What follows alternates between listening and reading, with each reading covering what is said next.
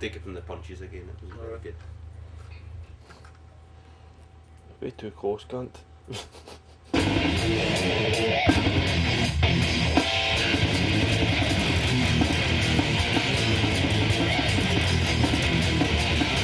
It ended up being about, I think I ended up with a day or 2 days, a day and a half to get it down, just the way, it was a tight timeline anyway, and as anybody that, or maybe I'm wrong, I was going to say anybody that's ever done any recording knows that things don't go according to plan and don't go according to any kind of time scale you set up ahead of it, but maybe that's just us, I don't know.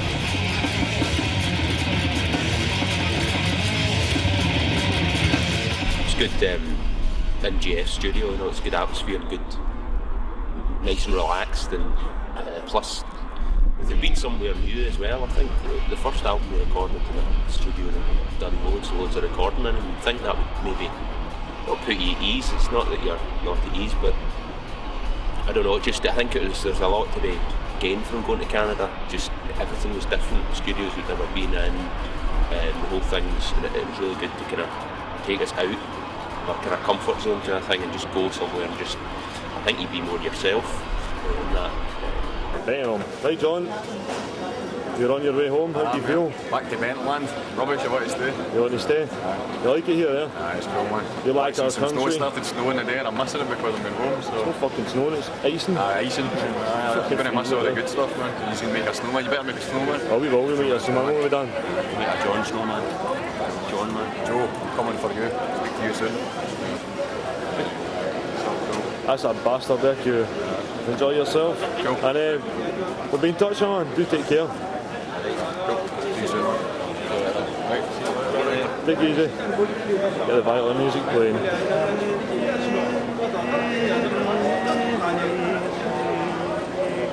As it makes a lonely walk. So we just got back from dropping John off at the airport. We've come back and the hotel's fucked. There is no lights because we have a power cut. Nothing is working. As you see, we're the only place that's affected by it, and the Christmas tree is no longer lit. I've come in, there's no power in the room. There's nothing to do. As you can see, the room is in total darkness. I scan around the room. What is this I see? It is the Wishmaster. Can I grant a wish? Fuck me, that is the Wishmaster. That's evil. So yes, we have fuck all, apart from that. Mobile phone light to light up the Wishmaster's face. We've also got Molson Dry, which doesn't taste very nice. It's shit because there's no aftertaste. Ugh.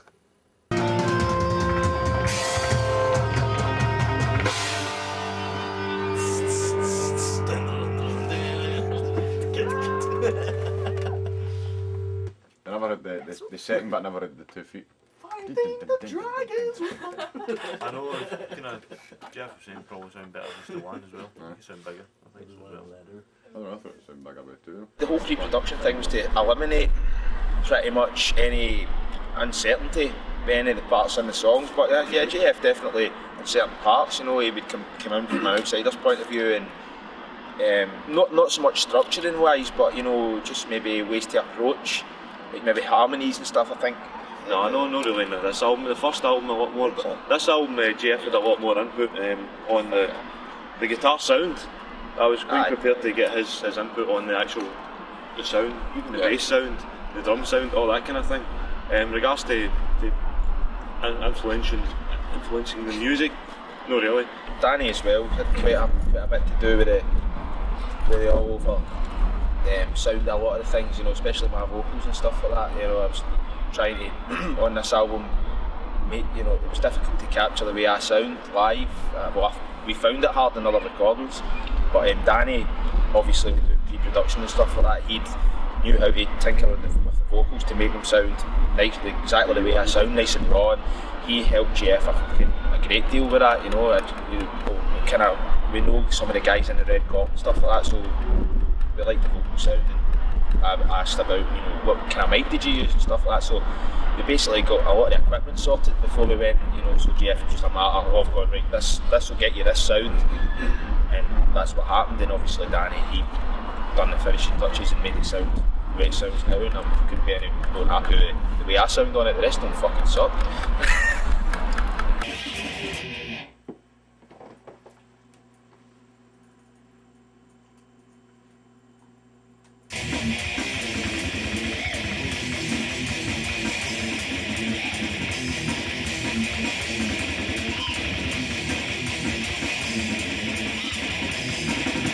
Just about 3 different kind of guitar sounds, just to see what we could get, you know, and just to basically mess about, to see what kind of sound we could get.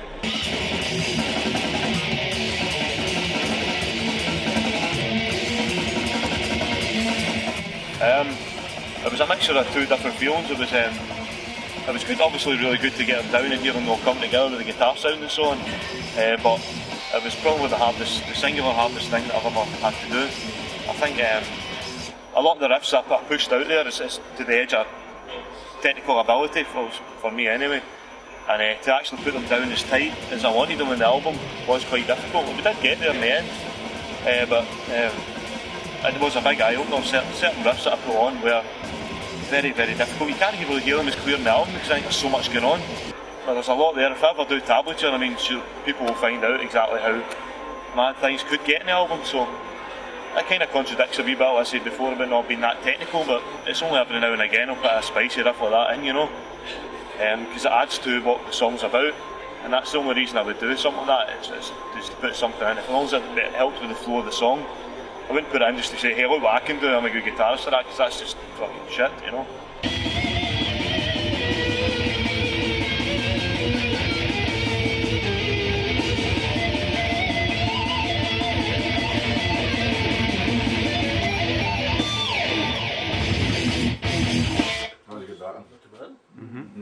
Wasn't it what we wanted to play? See the wee bit where you go that with your fingers? Right. With that.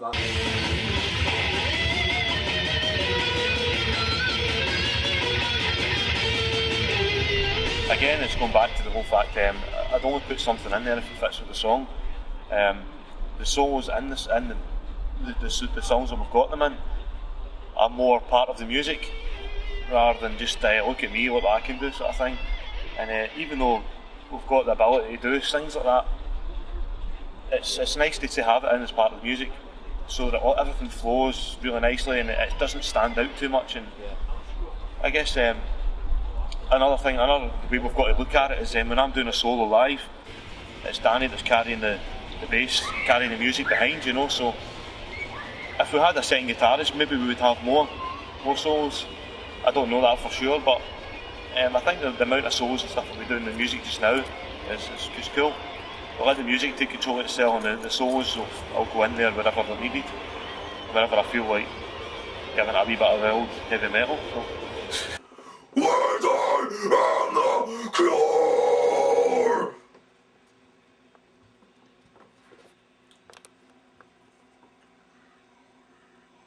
The sponsor of the skies, that we're gonna have to die. We're a shadow on my grave. The choice were never made.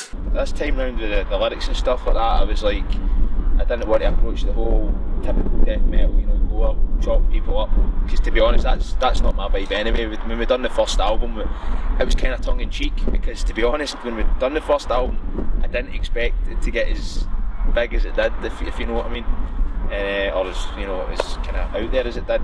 But with this one, obviously signing Relapse, bigger deal and stuff like that, I was like, right, I want to actually put me into it, something that I can relate to, you know, something that I actually feel when I'm singing about it, you know. So, you know, there's nothing makes you more angry than the shit that fucking pisses you off personally. And Sounded good. Voice sounds still alright, Aye, there was one, but I think it was. I was just a bit dry sounding. I don't know, I think it was that bit there. I'm not entirely sure. I think it was maybe here, or this bit here. And you started singing, and it kind of sounded a wee bit like this. I don't know, it was kind of like you. Now it was like you were doing the vocals, and it just kind of went like.